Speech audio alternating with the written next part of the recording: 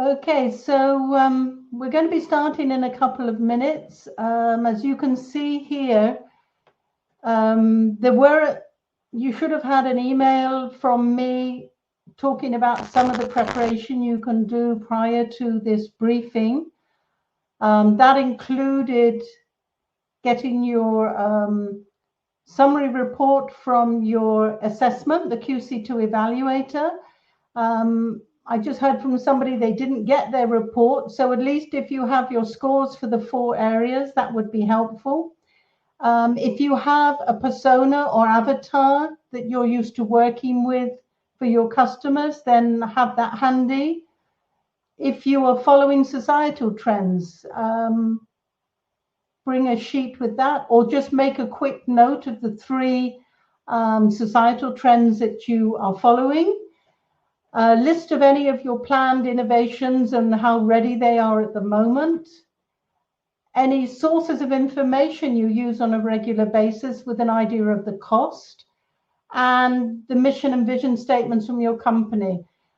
If you have all of them, great. If you have some of them, that's still great, because we're going to be looking at those as we go through on this briefing.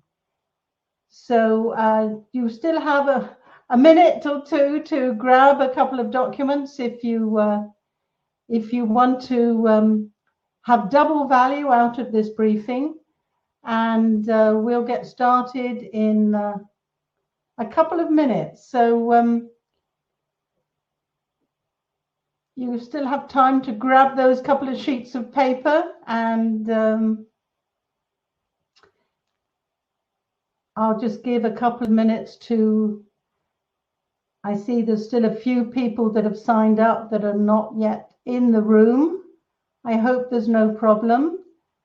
Can you just, those of you that are already in, if any of you could just put in that you can hear me and see me okay. I remember going through one briefing and the sound was bad and it was terrible. I felt really embarrassed and nobody told me. So please, somebody tell me if everything's okay, let me know. Hi, BT, I see you've joined us. Thanks for introducing yourself. And everybody seems to be very shy. I know who's in the room, but there's not many people. Eve has come in, Betsy, BT, Terry. Hi, Terry. You can see and hear me well. That's great. Meta, hi. Everything good?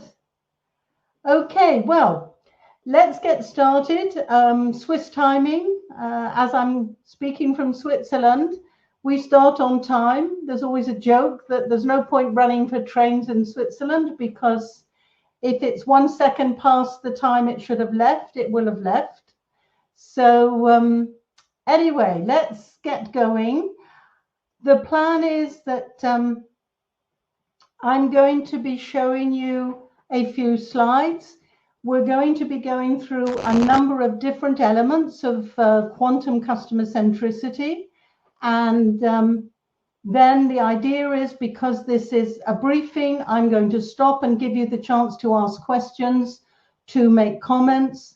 Just put the hand up. You should see near the chat, there's a little hand sign. Put it up and I can give you the chance to talk and ask your questions. So, and if you're not shy, you can even be on the video. So, I want you to, as this is a briefing and not a webinar, I would ask you, please close up your social media app, switch off your phone, be fully here and active, and above all, enjoy it, because I've got a lot to share with you. This is brand new. And because it is an executive briefing, we've got some high-level participants. So I would ask you, please, discretion is important. As they say in Vegas, what is shared here stays here. So please be discreet. If somebody asks questions or makes comments about their business,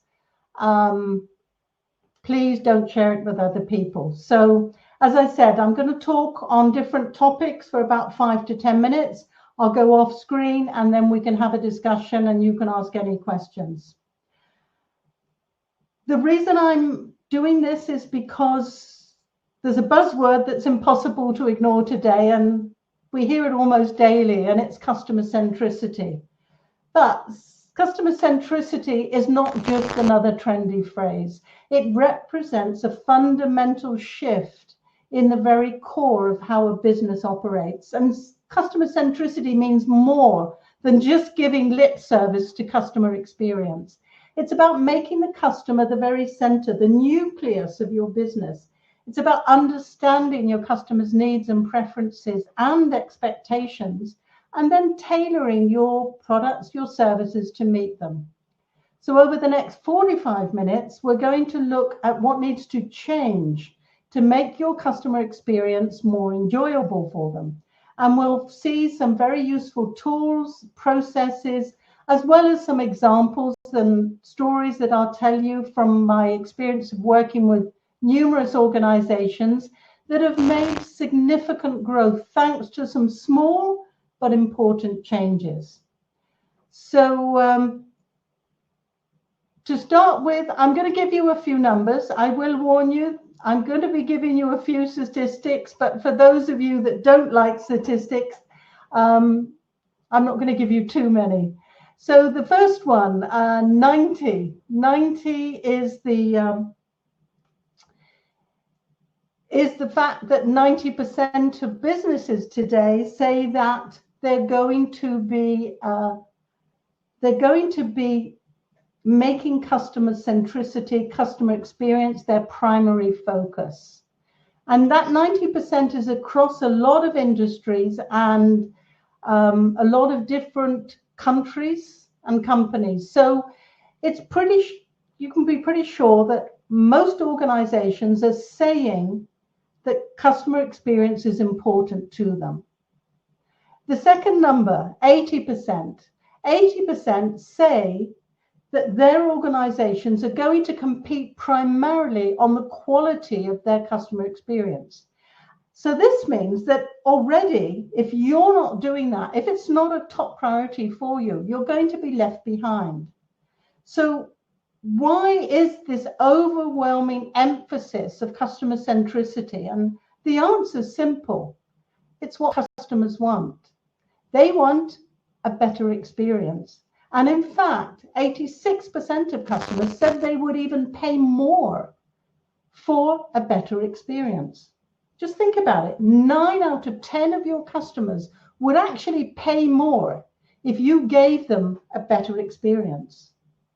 So make your customers happy, give better experience, and you can even put your prices up. However, I do have one warning for you. Only 1% of customers actually say that currently they're totally satisfied with the experience every time with their products or services of a company. But if you do get it right, you've got the chance to grow your revenue by between 12 and 15%. So if you adopt a customer-centric approach, as we have developed, using this QC2 model, you can increase your growth by up to 12 to 15%. So I want you to tell me, if you dare, do these numbers, do they make you scared or excited? Just type your comments in the chat room. Are you scared or are you excited that the possibility of increasing revenues 12, 15%?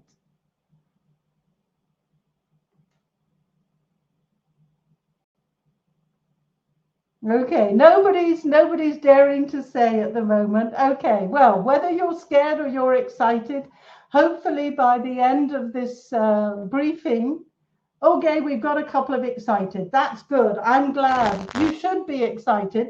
But okay, being a little bit scared is normal because you're going to have to make changes. That is, you know, and change is scary. We all prefer to stay in our comfort zone. So this is great. An ocean full of opportunity. I like that, Jean-Pierre. Very good. So I want to start by understanding where you are today. So most of you say you're excited by the possibility, but where are you on your customer-centric journey? Are you just starting, or thinking about it, but you're not quite sure where to start? Have you started, but you're not sure you're doing it right? Or have you actually implemented a strategy to increase customer experience and improve it, but you're not happy with the results? So just type in 1, 2, or 3. Are you, and if you haven't started at all, you can put in a 0, because that will tell me that I'm really glad that you're here, because we're going to make some quantum changes in your business if you haven't started, because what I'm going to share with you is so valuable and hopefully inspiring. And when you walk away today, you'll have some great opportunities to action the ideas that that I'm giving you immediately. So, okay, we've got BT saying it depends.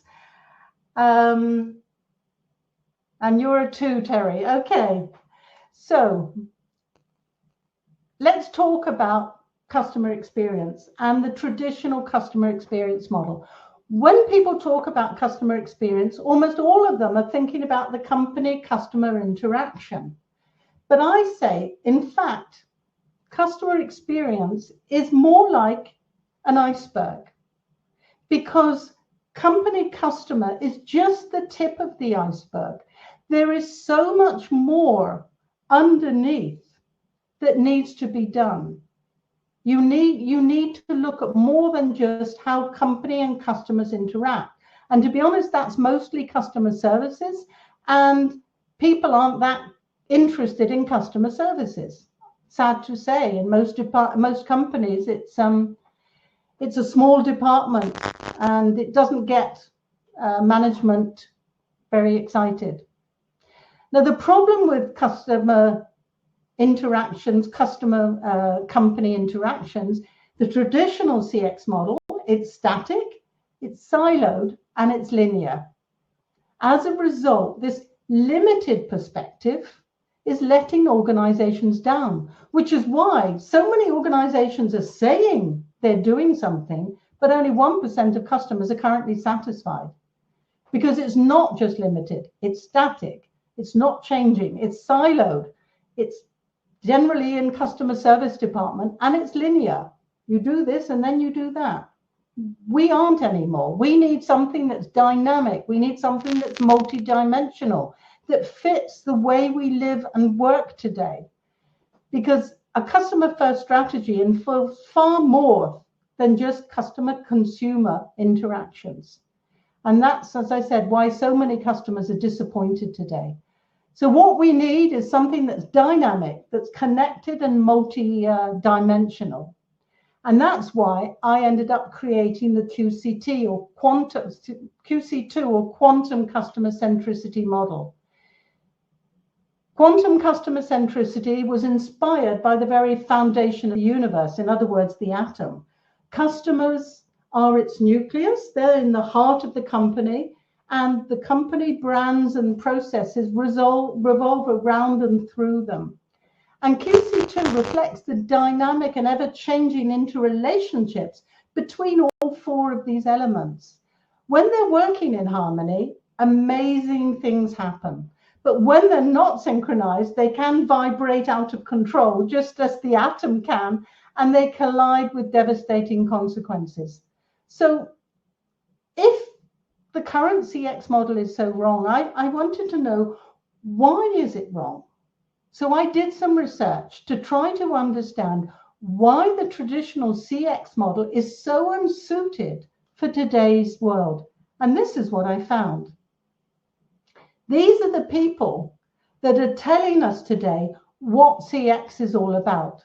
And as you can see, they're not typical or representative of your customers or your company, and they have very little experience in the corporate world. 72% of men, 75% are in the US. They have on average 7 years experience, and some of them had no experience at all, and 30% of them had no corporate experience. So what that means is they've never been in your shoes. They've never faced the challenges that you face in trying to satisfy and delight your customers. So if they haven't been in your shoes, how can they advise you on what to do? They can't. If you compare that to the experience that I've had, I've worked in large multinationals. My corporate experience was in Philip Morris, Nestle, and Gillette, which is now part of P&G. But for the last 12 years, I've been working under my own consultancy, and I've continue to work with large multinationals, Coca-Cola, Unilever, Hero, Carlsberg, they're all my clients. But in addition, I have smaller companies, medium-sized companies, and I even have had recognition from the academic world because I regularly get invited to speak as a guest lecturer at universities all over the world. So I've been to Miami and Los Angeles. I've been invited to speak in Beijing and Shanghai and Delhi. So I've had the chance to test the waters, if you like, and to have people challenge my way of thinking. And they've come to agree that we need a new CX model, and what I'm proposing makes sense. I've also worked in 127 countries, so I understand very well what are the similarities and differences between customers. And I even wrote a book on winning customer centricity, and Paul Polman, who at the time was CEO of Unilever, called it a must-read for today's and tomorrow's marketeers. So do you think all this adds up to a difference? You bet it does. And you can be comfortable in the knowledge that I can help in a CX makeover. So let's get into your CX makeover. That's what you're all here for. So let's start with looking at the static current situation of CX and how we can make it more dynamic. I don't have time to go into the 3 differences, the 4 elements in 1 hour, 45 minutes. So what I've done is I've decided to concentrate on the 3 biggest differences. And I promise that I'll give you some tools and ideas to already start making your CX makeover. And I'll tell you how you can learn more and give you some opportunities to take it even further if you want to. So stay tuned. So let's start with your CX makeover with the current static situation of the CX model. So CX is static, but customers aren't today. These are my 2 cats, Maddie and Pearl. They were static when I took this photo, but they don't tend to stay static for long, I must admit. They get going very quickly because our customers are like them. They don't stay still for long. They have, first of all, a demand for speed. We all want answers immediately. That's why we've got Google search or Bing. We want products and services faster. So Amazon's offering same day or even 1 hour or 2 hour delivery. Everything we want is faster and faster. We were challenged with COVID, and we still have in a lot of countries inflation looming over us. And it's actually true that about 50% or more of customers still feel worse off than they were before COVID. So they're not feeling very comfortable. And as a result, markets have become unpredictable because customers have gotten much smarter. They're making smarter choices. They're using discounts. They're checking online to get the best price. And even their shopping model has become hybrid. They're shopping online or checking online, buying in store. And in fact, 33% of consumers today are buying very little in store and just for essential goods. And the way we work is a hybrid lifestyle. So we have to think about that. If our customers have a hybrid way of working, we need to be able to answer their questions where and when they have them, and not expect to come to the usual sources of customer services or fax online to answer their questions. We need to be where they are when they need help. So The last one is the current environmental situation. People feel responsible in different ways. They've become more sensitive, and we're all affected by climate change, whether that's flooding, fires, heat, cold. So we're all very much aware of this. And customers are now watching companies. What are they doing? Where are they sourcing their goods from? And what are the resources that they're using? Are they depleting, or are they putting back resources? Are they working sustainably? So these are just 5 ideas of how the customer is changing at the moment, and changing fast. So if you did prepare your societal trends list, have a look at it. Did you have any of these on your list? And if you didn't, perhaps you'd like to add a couple now. So one of the areas where societal trends is very important is in innovation. So a couple more actions for you. How often do you launch a new product or service? Is it every year, every 2 to 3 years, every 4 to 6 years, or less often? And more importantly, what proportion of them are a success? And I don't mean you saying they're a success. I'm saying that they met the objectives when you got that approval, because we always have to get approval to launch a new product or service. So what were the numbers that you were promising management that you would deliver, and did you deliver them? So just in the chat, if you can put down, are you a 1A? Are you a 4D? Somewhere in between? Just put in where you are at the moment with your innovation. Are you launching very often, and are they all a success or not? Let me have a look. So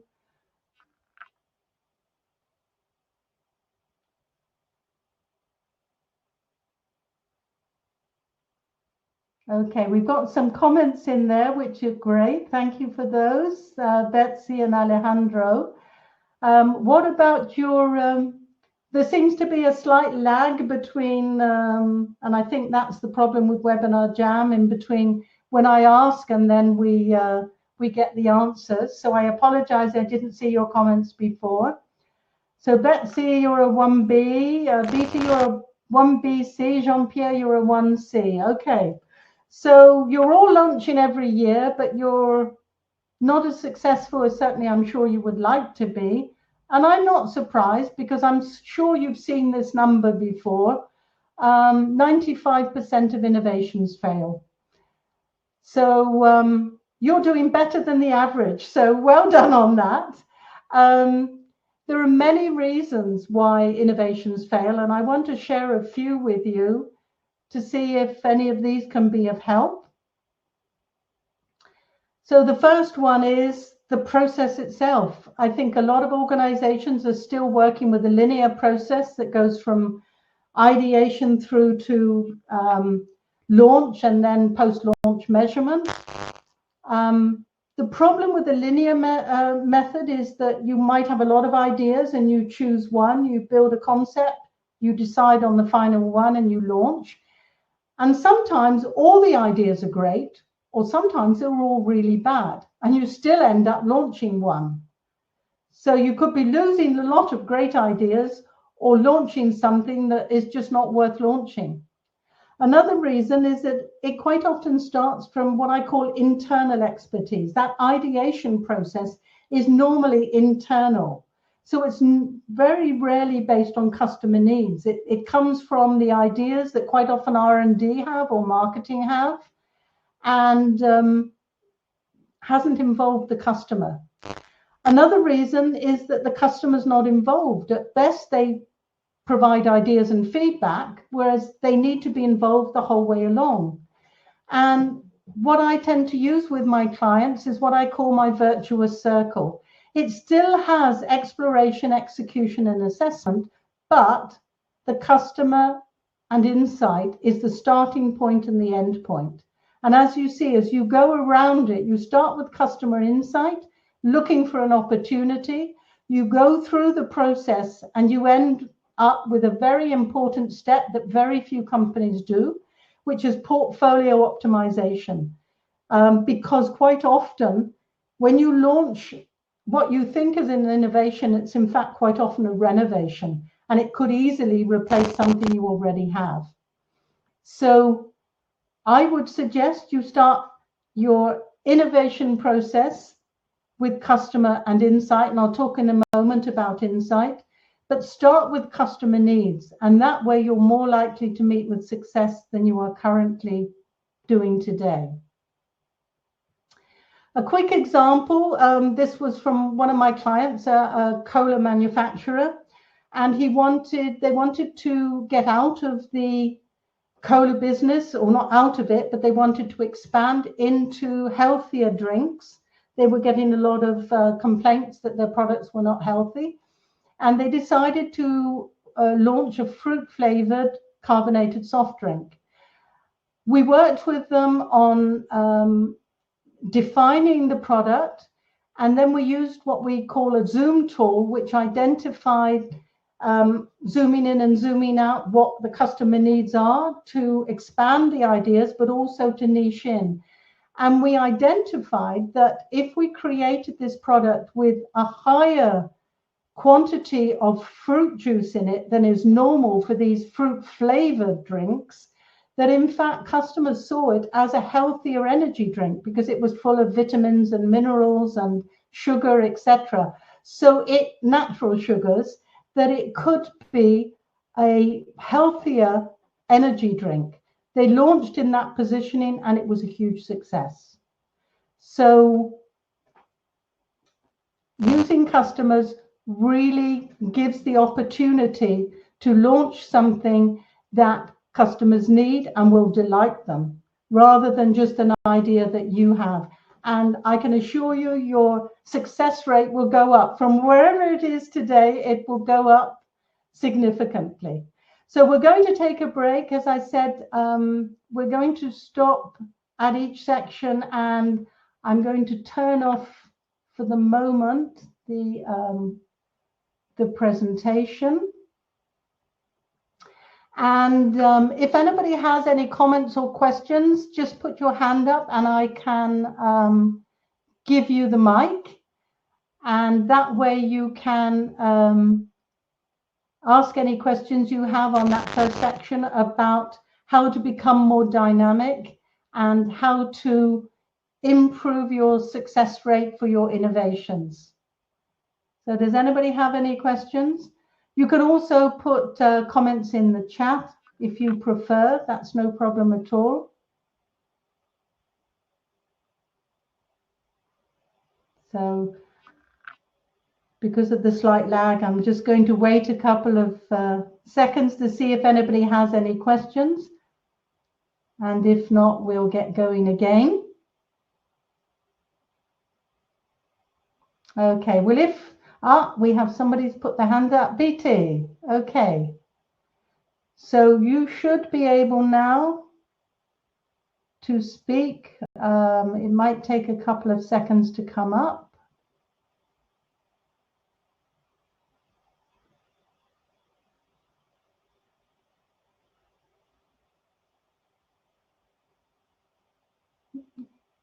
I don't know whether you need to, BT, turn on your mic. Okay, a little slow, but we're getting there. Okay, BT, the mic is yours. Okay. Hey, thank you for taking my question. My question is, can you hear me okay, first of all? Yes, I can. Perfect. So my question, and I think you hit on it a little bit, is around culture, right? So you had mentioned like the innovations sometimes are kind of, home team innovations. And when we think about, how do we become more customer centric and get that kind of corporate culture bias out of it, how we always used to do things, or we know better than the customer, those types of things. Curious about the thoughts and suggestions on how to overcome that type of cultural bias that may occur in some companies. I am laughing, BT, because it's one of the topics I'm going to talk about. Because you're absolutely right. And I mentioned this Okay. at the beginning, that to become more customer centric, there has to be a change in the culture. Oh, I can see you. Hi there. There has to be a change in the culture. And Yeah, there we go. I think one of the biggest problems is that because of this idea that customer centricity, customer experience is customer company, it's customer services, and nobody else is involved, you can't be customer centric unless everybody is thinking customer first. And this is one of the problems with innovation. It starts with R&D, or as I said, sometimes marketing, rather than the customer. So Right. I'm going to be talking about culture change and also about that exact problem of getting all the employees involved in it. So come back at the end if I don't answer your question fully. Okay, so great question. Thank you for that. All right, will do. Oh, you're welcome. Okay, so I think I can turn you off now. Okay.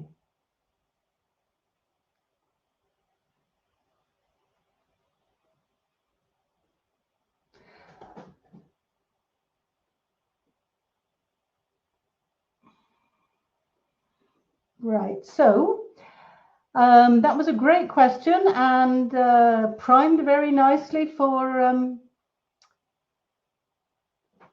the next section, where we're going to be talking about connectivity. And if you still have questions, I said, put them in the chat room and I'll answer them at the end. And if I don't, then we can book some private time. I'll tell you a little bit about that later, but you can book some time with me and we can go through answers or any other questions you have that I don't answer. So we're going to look at now this idea of moving from a siloed CX, where it's only customer services that are looking after our customers, to a connected environment. So instead of solo, we're looking at CX that's connecting people, connecting information, and connecting departments. It's very important to think about the customer's perspective, from the customer's perspective. This is the old CX linear model of how a lot of people consider the customer journey. They start with awareness and they go through to loyalty and advocacy. But we know that isn't at all how customer journeys are today. Customers are going in and out. They're going into different channels, coming in, coming out, going back to the same channel, going to a different channel. And therefore, they are in contact with different departments. But you have to think about this from the customer's perspective. They don't see this as different departments. They see this as having contact with a company, with a brand. And therefore, we need to also take that perspective. So in reality, that linear model is so traditional and outdated. And we have to look at this connected model where the typical journey of a customer is very complex. Now, the good news is that does give us a lot of information, because if we've set it up correctly, every time the customer interacts with us, we get information. I'm sure, like me, you've been frustrated when you've contacted a company on the second or third time, and they ask again for your name, your email address, the product you've bought or the service you've bought, what the problem is, when you've already given that information. It's so frustrating. So it's very important that we take the customer's perspective and see this data as being company data, not departmental data. Another question for you. I'm getting you to answer a lot of questions, I know, but it really helps, I think, for you to understand how important some of these issues are. It may seem like a strange question, but today, what proportion of your information are you currently using? 80 to 100% of all the data and information you buy, whether that's market research, government or industry reports, all the information that you gather to help you in your business. Are you using 80 to 100%, 60 to 80, 40 to 60, or less than 40%? It may seem a strange question to you, but there's reason, as always, for my question. So let me go back to the chat. Let me just check. Okay, we're not using a lot of the data. Well, I like your honesty, because in fact today, according to research, 68% of information is currently wasted. 68% of data that's currently gathered by businesses is not being used. And if you think about that, that's 68% of the information budget that's not being used. So most organizations, less than 40%. Thank you, Moshe. Yes, you're absolutely in line with the data that I've got. So if you prepared, that was one of the things I asked you to prepare before this meeting. Think about your information that you're currently gathering and spending. How would you like to save almost 70% of that information or that investment because you're not using the information? Again, we all know that some companies, when we connect with them on websites or when we sign up for an email or a newsletter or something, they give us pages and pages. They start with our first name and an email address, and then what do they ask? Telephone number, address, and so many questions. And I often wonder, are they actually using that data? And the answer is they're not. Now, a story from a client. When I go in to help clients, I quite often do an information audit. It helps me to understand what information they have and what's available to me to help them. And a couple of years ago, I went into this organization and I did an information audit. And I discovered that they were buying exactly the same report tens of times.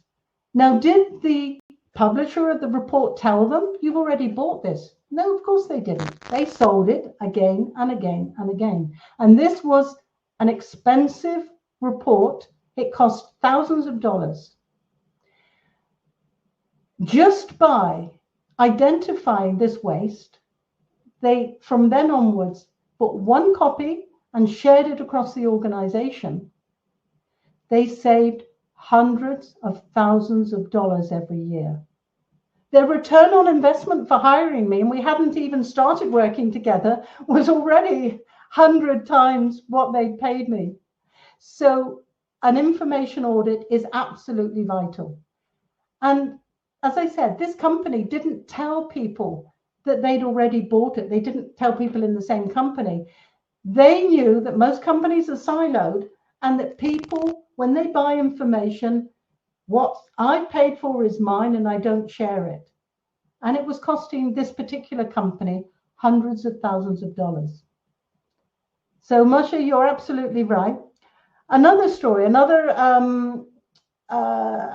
client who ran an annual UNA or usage and awareness study. I'm sure many of you do this. Every year you will check, how are your clients using your product? What are they aware of? Are they aware of your competitors' products? How they choose? Maybe something on image, etc. Now, this particular, it's a pharma company. I asked them how they were using their UNA studies, and they said, well, if the numbers go up, we celebrate, and if the numbers go down, we commiserate. And I said, and then what do you do? And they said, well, we put the report on the shelf, or we put it in a folder in our PC, and we never open it again until the following year. And I think this happens in a lot of organizations. I was able, by looking at what information they had, integrating and analyzing, to to provide them with a new communication strategy. And maybe I should explain a little bit more. This pharma client was actually number 3 in the market, and they had about 20% of the market. Now, number 1 and 2 in the marketplace were fighting for leadership. They each had about 35% of the market. And obviously, they had twice the budgets, twice the number of sales reps visiting the doctors and the hospitals. There was no way that my client could fight on an even playing field because they didn't have the same budget. They didn't have the same number of reps. So they weren't visiting the doctors as frequently as the number 1 and 2 in the market. However, by analyzing the information and integrating with what else they had, we were able to identify that there was a strategy, a communication channel that nobody else was using, or very little, because they were relying on the sales reps. And it was webinars. And the doctors actually said, we love webinars because if they're on demand, we can watch them where and when we want to. And that way, we don't get interrupted by the sales reps because they always come at the wrong time. So in fact, what happened was suddenly the number 3 was getting more sales because the doctors were understanding, and obviously the image and the empathy with the doctors and the company improved. So the sales reps were also really excited. They finally had something different and new to offer the doctors, and the doctors talked to them about it. So you can see that just integrating information and making better use of it, which is what integration is all about, can bring increased sales as well as saving you money by not buying information you don't need. So how did we develop this new strategy? And I'm going to share very openly with you. We used what we call the CATSITE methodology. CATSITE stands for Category, Aim, Target, Support, Intimacy, Gaps, and Human Truth. And if you're drowning in data and thirsting for insights, as we often say, you need CATSITE. Now, I spoke earlier when we were talking about innovation about insight development, and CATSITE helps you to answer the questions you might have about your market or your customers, and it saves you money. Let me explain. When you have a question, what do you normally do? You do market research. You buy an industry report. You get the data. However, have a look at CATSITE. Gathering information is step 6 of the 7 steps. Because what we do, we start by finding out, well, what information do we currently have about the category, about the customer objective, about the target customer? And we find out what we've already got before we go and gather more. So CATSITE is an incredibly powerful process to find out what you've got. It saves money, it saves time. And what will happen is your market research will tend to be more focused, faster, and cheaper. So I would recommend use CATSITE. So another quick stop. We're going to open up the floor. Let me just turn off the presentation and go back to the video. Anybody have any questions on integrating information, saving money, saving your budgets, and getting more from the information that you are gathering?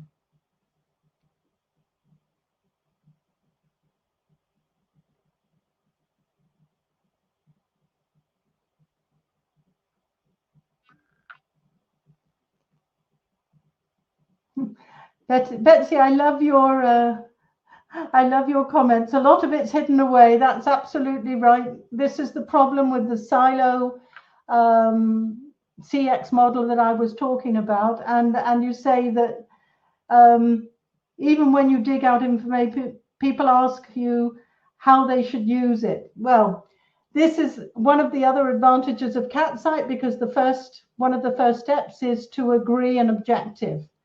And when you have everybody agreeing an objective, they already know how they're going to use the information before you get to step 6, where then you start gathering the information. So totally agree. It's so frustrating, I can tell you. Anybody else like to add a comment or put their hand up? Okay, fine. Well, let's go on to the next section. Let me just go back to the slides. And we're now going to talk about multi-dimensional aspect of the QC2 model. And this answers your question, BT, that you had earlier on. CX is usually managed, as I mentioned earlier, by CS, customer services or marketing. But we already saw that customers interact along their journey with multiple people in different departments. And that's the norm today. So QC2 involves everyone, as every employee has a role to play in delighting, satisfying the customer. So just think about it. I've just put up a few departments here. Finance, how are they involved? Well, when there's problems on pricing, problems with invoicing, or even after sales, people will go back to finance and ask questions. IT, they're directly involved with websites, text messaging, digital connections. Marketing, obviously, communications, innovation, sales, product and service descriptions, fulfillment. Management, well, they should be playing a top-down role model. They should be showing the interest that they have in customers so everybody else in the organization is interested. Operations, well, they deliver what customers only dream of having, or they should be. They should be delivering what customers need and dream of having. And HR, it might surprise you, they have a role in satisfying customers, because if they engage empathetic employees passionate about customers, we're going to have more customer-centric employees and therefore happier customers. So getting the organization to work as one, because from the outside, I told you, this is what customers see. They don't see different departments. You are that one company. It's the job of the CEO, who creates the mission and vision for the organization. So let's have a look at a couple of mission and vision statements. These are a few that I've pulled out from different industries, and have a look at them. What's wrong with these mission statements? Well, first of all, they don't actually mention the customer. Now, to be fair, Wells Fargo does. It says, we want to satisfy our customers' financial needs and help them succeed financially. You notice one customer, two finance. So we've got the weight there. But in addition, it's not very inspiring, is it? And to be honest, it could be any bank, any financial institution. There's nothing special about that mission statement. So it's not going to inspire or excite employees, is it? Uber, I find very corporate. And in fact, when I play the game with my clients of trying to guess which company this is from, it says, we ignite opportunity by setting the world in motion. Everybody thinks it's an airline, not Uber. Canon, well, they only talk about their products and services and how they're going to improve and deliver innovations, and they're very happy with themselves. I'm not thinking much about their customer. And McDonald's, our mission is to make delicious, feel-good moments easy for everyone. It's a bit general, and I'm thinking from that maybe they're going to look into getting to more than restaurants. I don't know. So let's forget those. Let's look at some really nice ones. So Zappos, to provide the best customer service possible, deliver wow through service. It's not for nothing that Zappos was bought by Amazon, because Amazon wants to be the most customer-centric company on the earth. So wowing customers is what they also aspire to doing. IKEA to offer a wide range of well-designed functional home furnishing products at prices so low that as many people as possible will be able to afford them.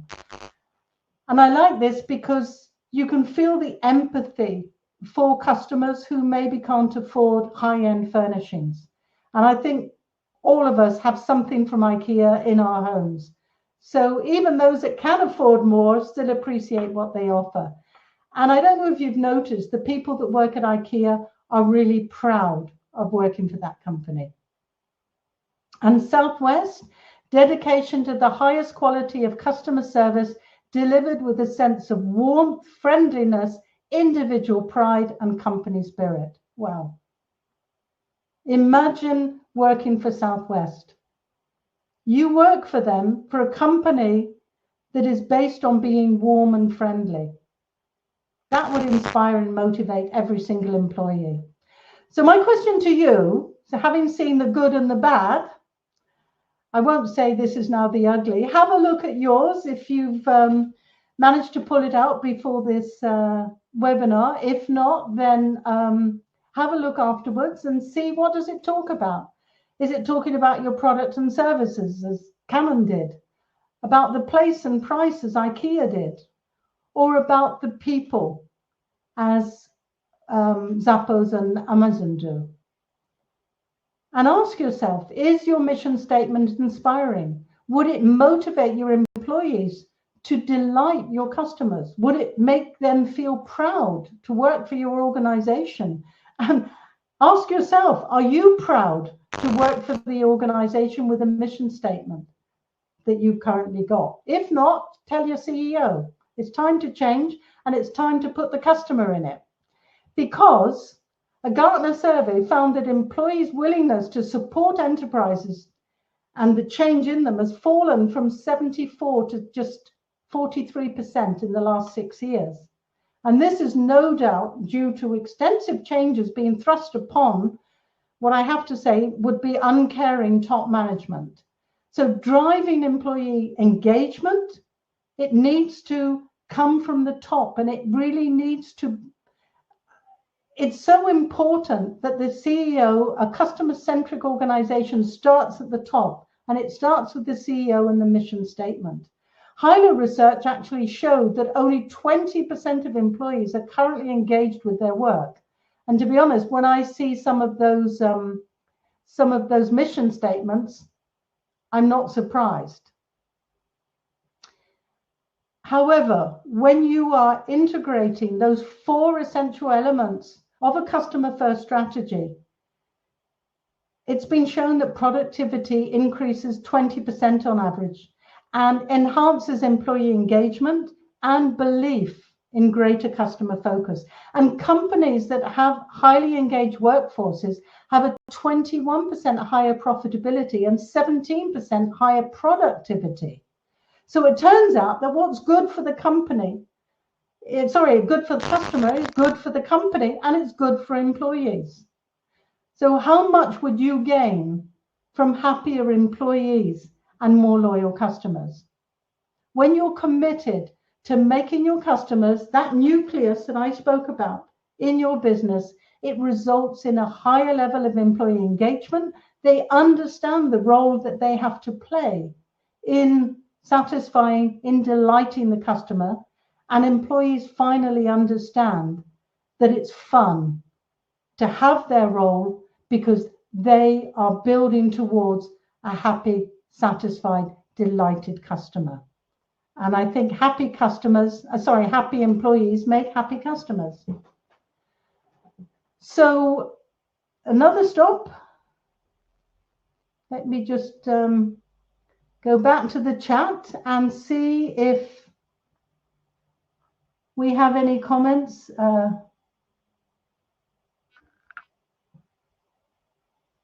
Okay, Betsy, you're still talking about information.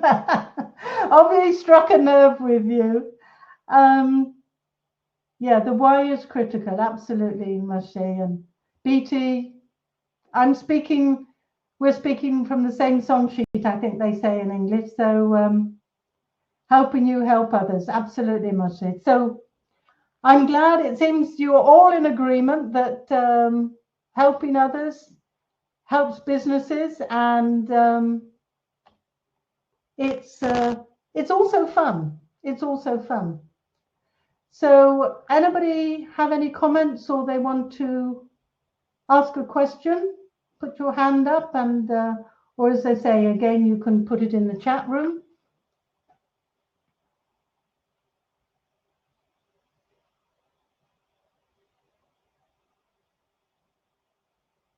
And if you've still got questions about company culture and structure, and you don't feel comfortable, and I understand that, sharing with everybody here on the call, book some private time with me, and we can go through them. And I'll just give you how you can do that in a moment. So if your evaluator results, the assessment that you did, showed that the company is the area that offers you the most opportunity for improvement, then maybe look at your mission statement, maybe challenge the CEO and talk to him about how only 20% of employees are currently engaged, and that customer centricity, adopting a QC2 model, can really help them become engaged and feel proud to work for the company.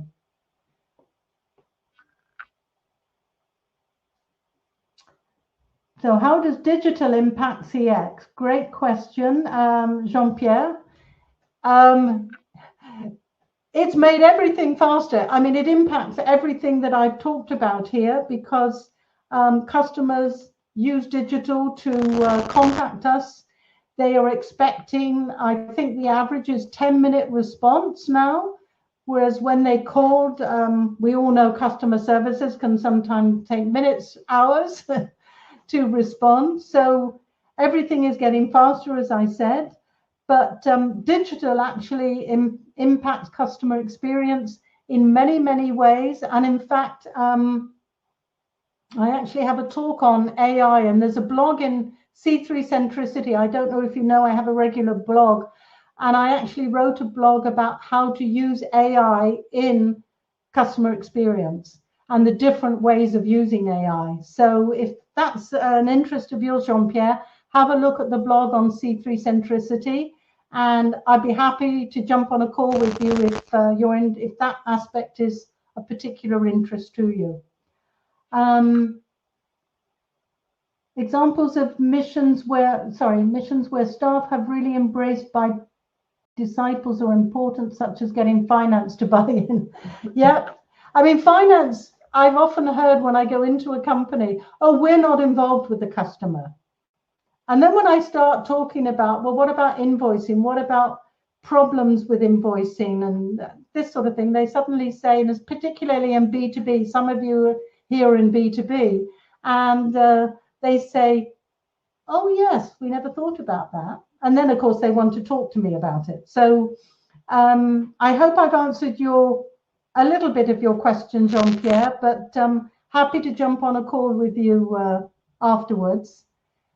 Let me just, if nobody else has any comments or wants to ask a question, let me just go back to the slides. So we talked about the 4 essential elements of quantum customer centricity: the customer at the heart, companies, brands, and processes revolving around and through them and interacting with each other.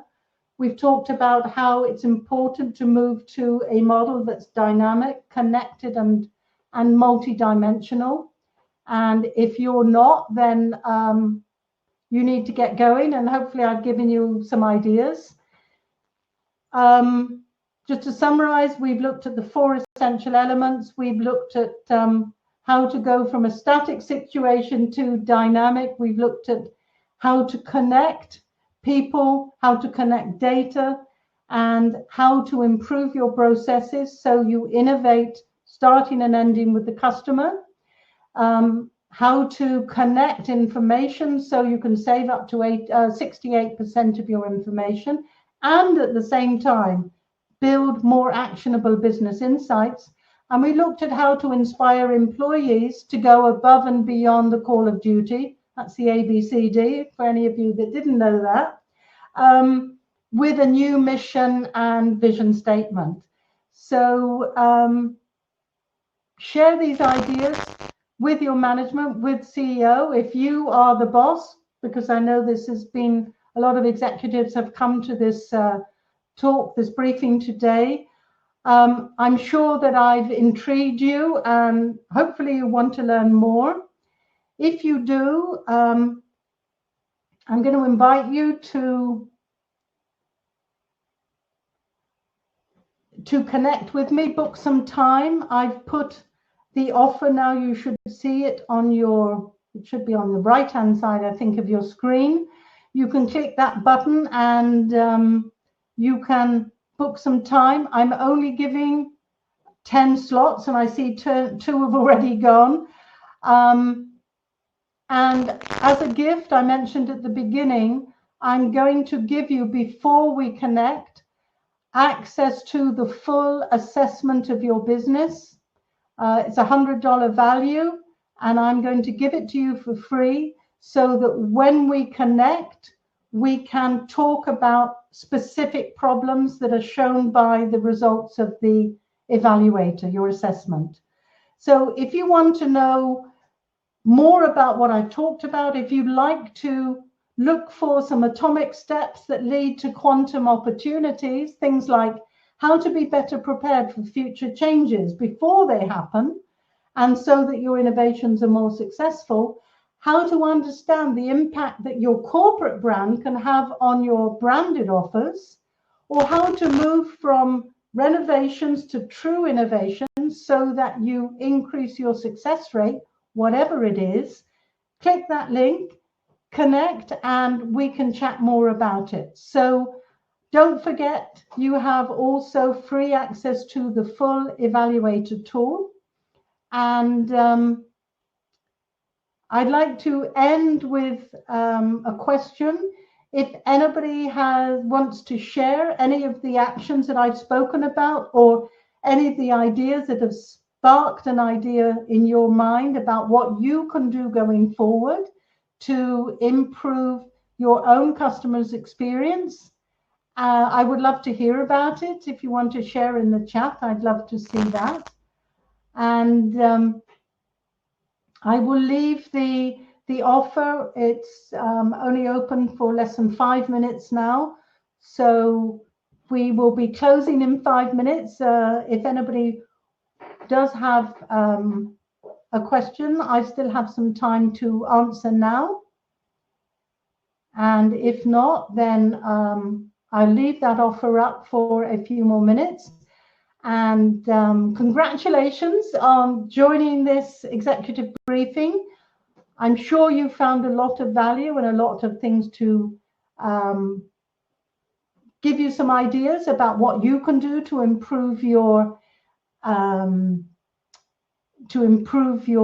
customer experience.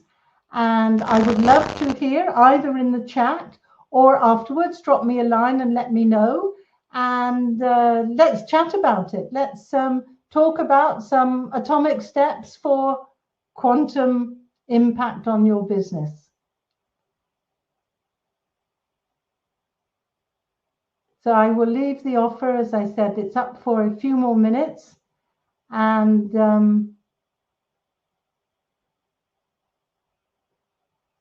I'll just see if anybody, Terry, thank you. Fantastic session, BT. Brilliant, Massimo, thank you for that. Thank you for your comments, really appreciated. And as I said, congratulations for wanting to make a difference. I always find it's people that are customer-centric that want to become even more customer-centric, and those that are not, that think they know it all, and in fact what they're doing is only lip service, and they're not actually walking the talk. They're talking the talk but not walking the talk. So glad you all found some value in the session today. I'm not planning on doing another one, but if I do, then watch out. And if I hold one, maybe if I get, there's a lot of people that couldn't come today. I was supposed to have it in January, and so many people contacted me to say they couldn't make it. So I moved it by a couple of weeks. And again, a lot of people said they couldn't come. So I probably will end up, I wasn't planning on having another session, but I probably will do. So watch out for that, the announcement, and tell your colleagues and friends about it so that they too can, at the end of the day, helping you is helping all of us, because we're all going to get better service from companies. So I think it's important that we all help each other to become more customer centric and help our organizations to become more customer centric.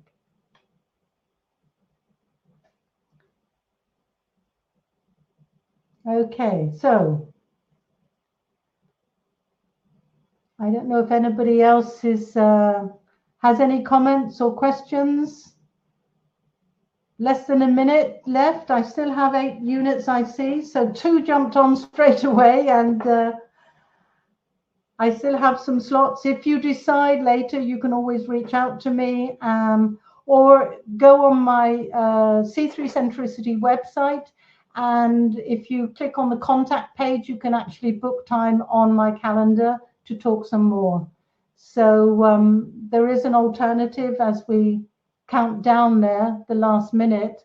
If you decide later on you do want to have a chat, or you do want, because remember that those of you that have attended here get that free access to the evaluator tool, the full evaluation, then you have the opportunity of booking a call. And I'll make a note, if you've been on the call, maybe just mention it when you book the call to say that you were on this call and you like to get your free gift. And that way you can fill it in, because that way we'll get far more value by talking about your situation and your precise needs. So that would really help me to give you the most value during that call. So again, congratulations on wanting to become more customer centric.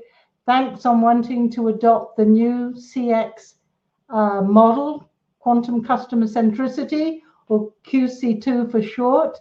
And I look forward to seeing you on a future webinar, executive briefing, or even an audio in the future. So thank you for your attendance, and bye for now.